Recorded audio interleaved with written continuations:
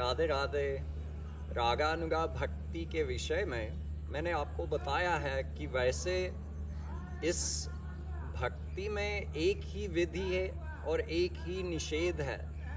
विधि है कि हम सदा सर्वत्र राधा कृष्ण का स्मरण करें, और निषेध है कि हम उनको एक क्षण के लिए भी कभी ना भूलें। लेकिन इसके अलावा भी कुछ गाइडलाइंस हैं, कुछ शर्तें हैं जो समझ के अगर हम चलते हैं तो हमारी उन्नति बहुत जल्दी हो जाएगी। अगर हम नहीं समझते हैं तो फिर बहुत साधना करने के बाद भी हम वैसे के वैसे अपने आप को पाएंगे। तो मैंने आपको बताया था कि हमको निष्काम बनना है, अहैतुकी प्रेम करना है, भक्ति को स्वतंत्र समझ के किसी और मार्ग की साधनाएं भक्ति के ऊपर हावी होने न दें। भगवान के प्रति प्रेम अगर करना है तो 4 भावों में से एक भाव अपनाना है हमको। भगवान को भगवान नहीं मानकर, भगवान को अपना मानकर।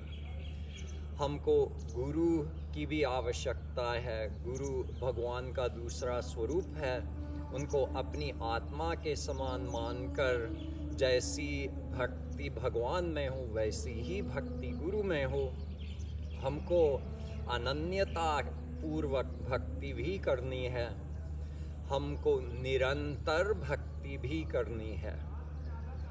निरंतर भक्ति के विषय में मैंने आपको बताया था कि क्या साधन है उसके लिए, और यह भी बताया था कि हमको रोज़ रूप ध्यान का अभ्यास भी करना है।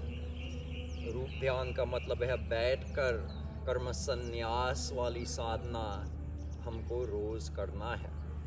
ये सब कमाने की बातें हैं। हम कैसे प्रोग्रेस करें, हम कैसे आगे बढ़ें इस मार्ग में। लेकिन यह भी सोचना होता है कि जो हमारी कमाई है उसको गंवाएं ना। गंवाने की चीज़ें जो हैं इस मार्ग में जो बाधक हैं उसको कुसंग कहते हैं। सत्संग का मतलब है कि भगवान और गुरु का संग करना। भगवान, उनके नाम रूप लीला गुण धाम और जन अपने मन में लाना या मन उसमें जोड़ना, ये सत्संग है। उससे हमारी उन्नति होती है।